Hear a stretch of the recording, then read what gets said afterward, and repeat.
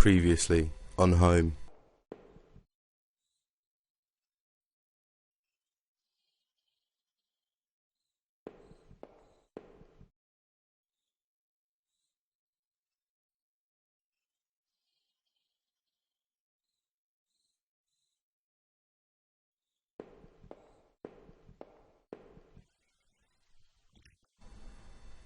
Stepping outside into the rain was a surprising relief. I wanted to get as far away from Norman and his store as possible. I hadn't even bothered to look at him. Did I even care what had happened to him? The gun that I carried with me, was it responsible for Norman's demise? I was left with so many questions. At least I was almost home. I didn't know if I would get the answers I craved, but I had to go on. It was locked. This wasn't the right gate. Understandable. Yeah, it was locked tight. This wasn't my house. I don't know where you live. How would I have any inclination as to knowing where you lived? You never said anything about your home.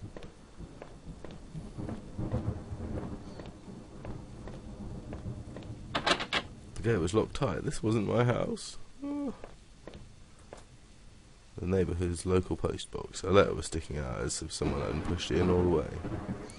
I knew it wasn't right, but did I look at the letter? Yeah. There was no return address, but the envelope was addressed to Norman. Carefully I tore it open and looked at the letter inside. It read, "Stay away, she's mine." That was it. No signature, no other information. Okay, so that's pretty much what's been going on then, I reckon. We're all pining over Rachel. Whether it was this guy or not, it's all about Rachel. I entered our backyard. The rain gave me a terrible sense of foreboding and it chilled through my clothes. Such a pussy, this guy. What's that? I held my breath as I approached my back door. I was terrified to step inside. The house was painfully quiet. The only sound was my own breathing, ragged and strained.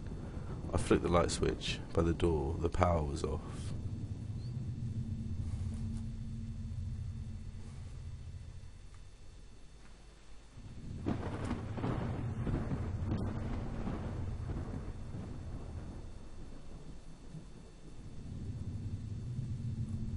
What's this? There was a small pile of mail on the floor in front of the mail slot. How had it been away? Why hadn't Rachel picked this up? Most of the contents were bills. There was a credit card bill there. Did I open it? Yeah. I ripped the bill open and read it.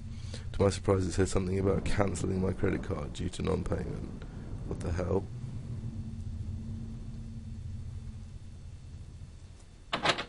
The door to the basement, it was locked. Where had I put my damned key?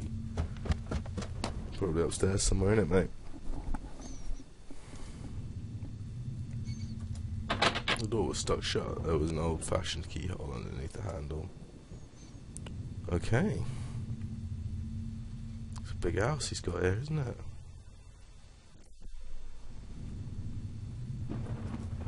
An old photo of Rachel and I stared back at me, reminding me of better times. It didn't make me feel terribly comfortable. Did I keep it anyway? Yeah, replaced the wallet in my feeling like part back in my life. Still, the image made me uneasy. Why hadn't I thrown it away? Our television I had purchased before I knew I was going to lose my job. I felt pretty guilty about it afterward, but by then it was too late.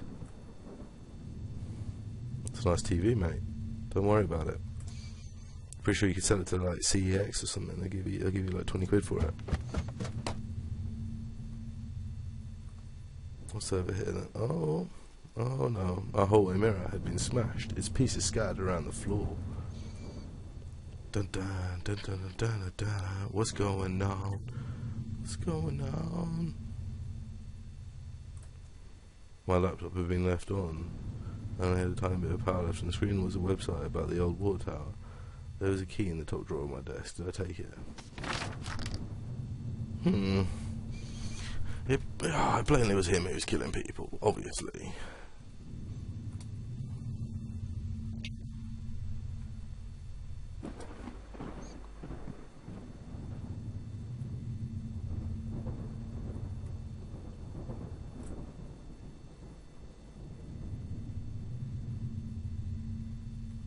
wonderful old claw-footed bathtub.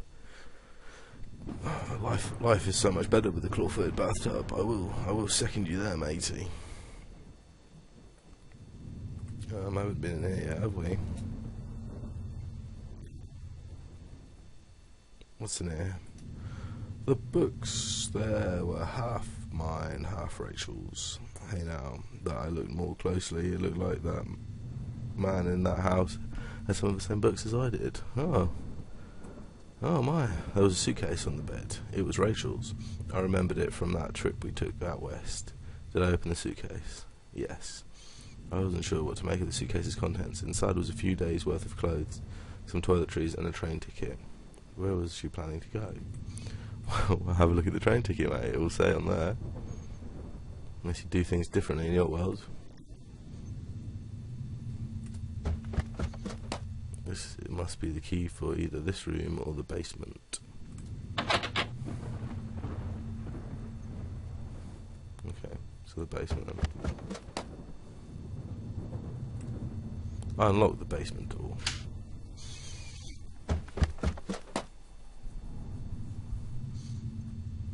Okay.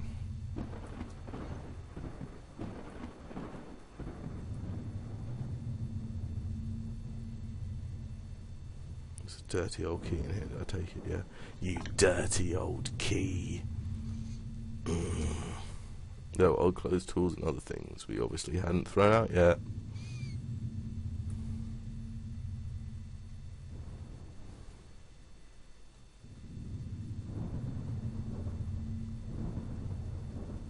I might have been able to break through if I found something heavy enough. We found something heavy enough. You got a fucking claw hammer, you retard.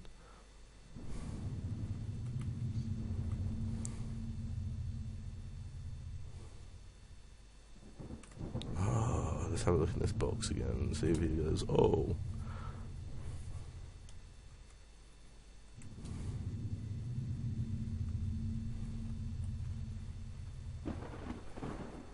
Why can't you just go? Oh, there's old tools in there, you spag.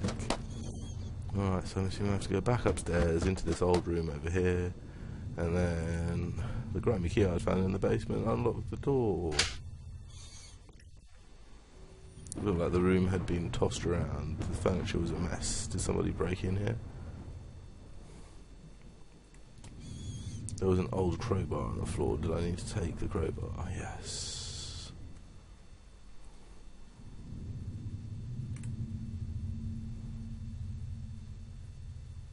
That's obviously what you needed to do. Silly Billy. Back into the basement then. To the drywall, the poorly installed drywalls.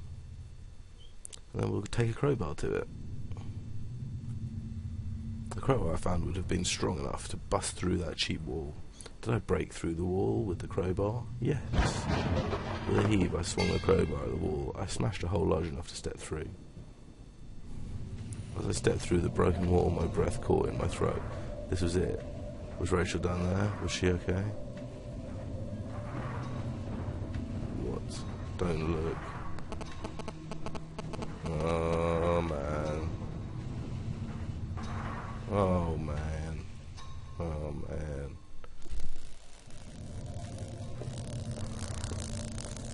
I don't like that. I felt it looking like the rags had been dumped in the corner. The stench of them was awful and made my eyes water. I was terrified to even touch the pile to see what lay within, but I knew I had to. I had come this far. After all this searching, after all this scene. When I looked within rags, did I finally find my Rachel?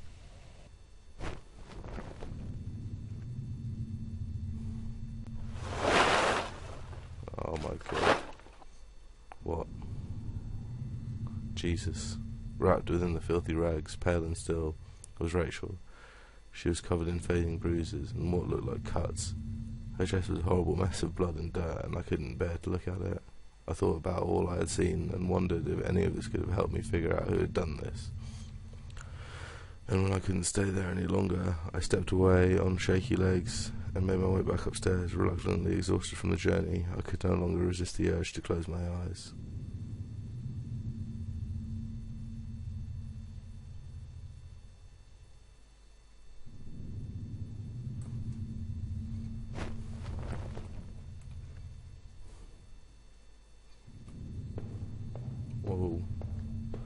Some pretty heavy shit.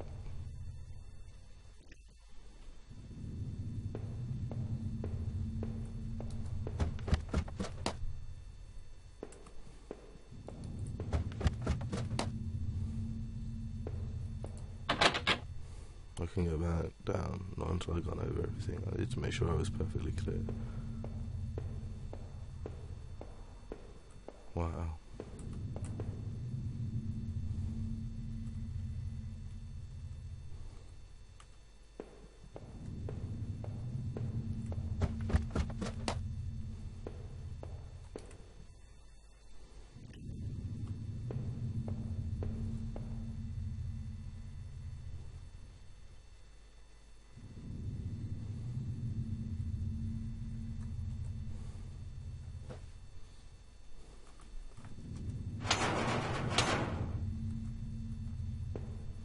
Let's see if I can find something with the code on it.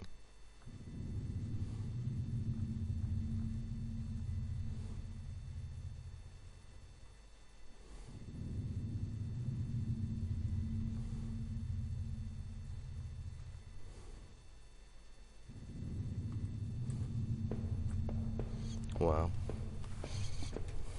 The one scratch out in the dark tunnels were the same as on the list, man.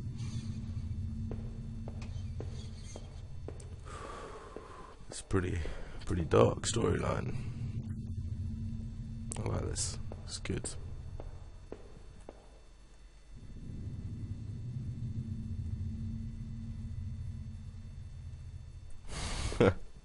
It's always a positive way of looking at it, my friend.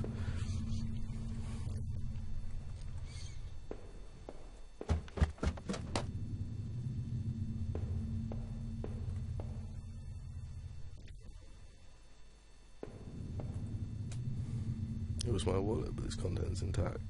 Either I dropped that stuff or somebody else did. Maybe I was sleepwalking again, or maybe somebody stole it from me. Norman Stall, that forest, the watchtower, the water tower even. Was I at those places before? Yes. I didn't see how it could have happened any other way. I must have been the one to lose my wallet and its contents. But what does that mean? Maybe I'll use some of Rachel's travel books and find some place to go.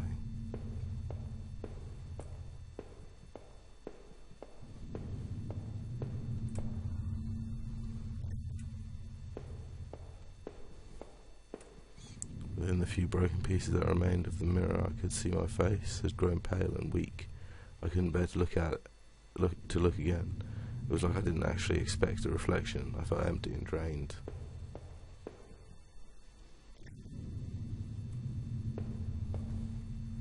The reflection in the grimy glass was only a shadow, a whisper. I still loved the old-time charm of the claw-footed bathtub, though it seemed like it could comfort then. Oh man, the bath is always there to comfort you. It's always comforting.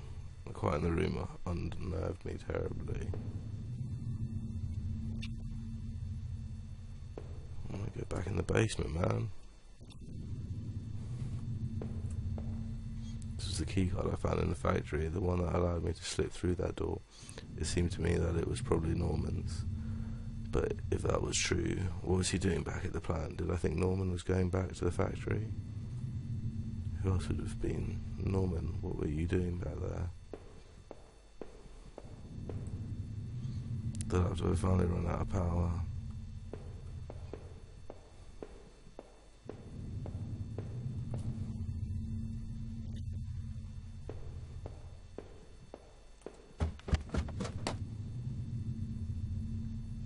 What am I doing?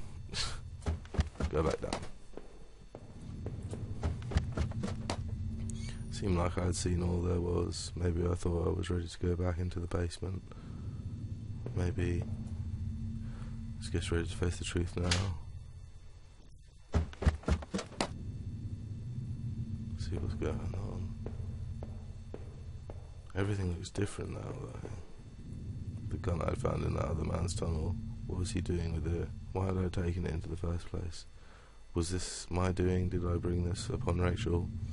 My head began to spin with guilt and worry. If I wanted to end it, I could take the gun. Did I pick it up again? Yes. It's like carrying an anvil, but I wouldn't let it go.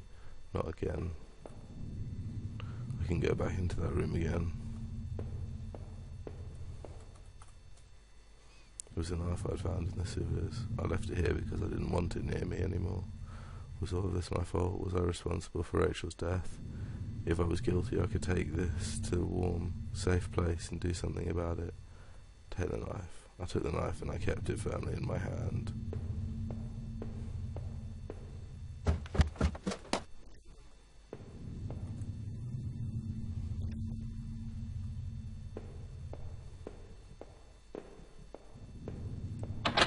I must have locked the door. There was no reason to return to the backyard anyway.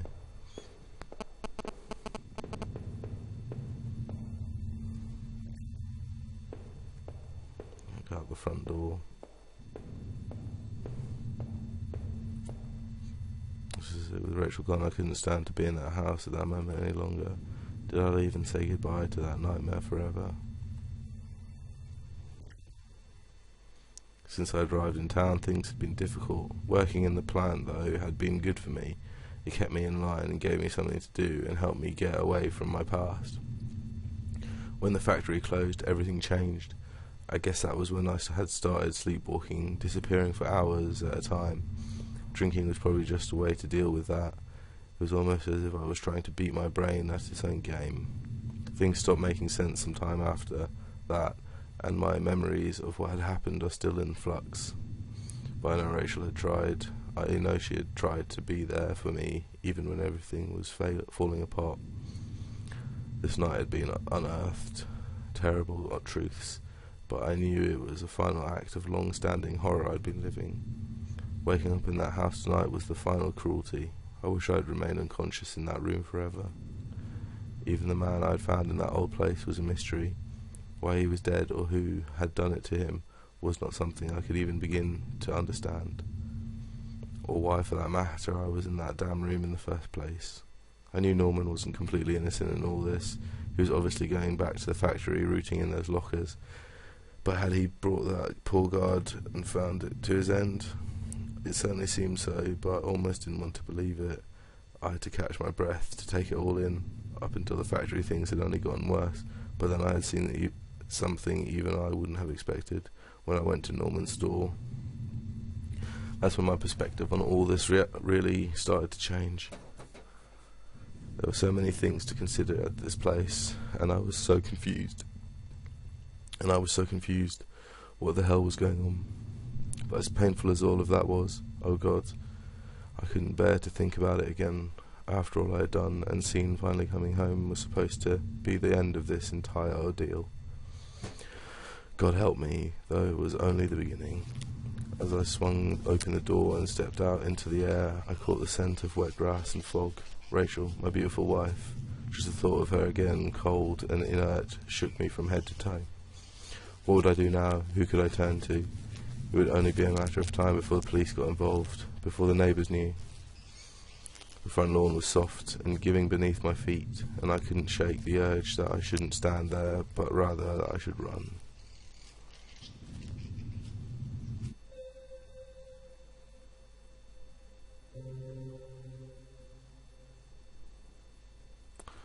Wow. That was home. That was awesome.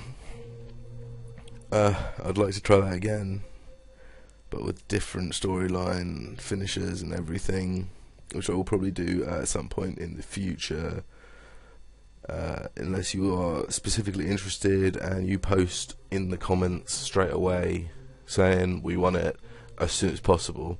I will do it as soon as possible, which will be after this weekend, as I am away this weekend. But I'll post this tonight, and if you want it more, let me know and I will do it again. That was awesome. Thank you very much, guys.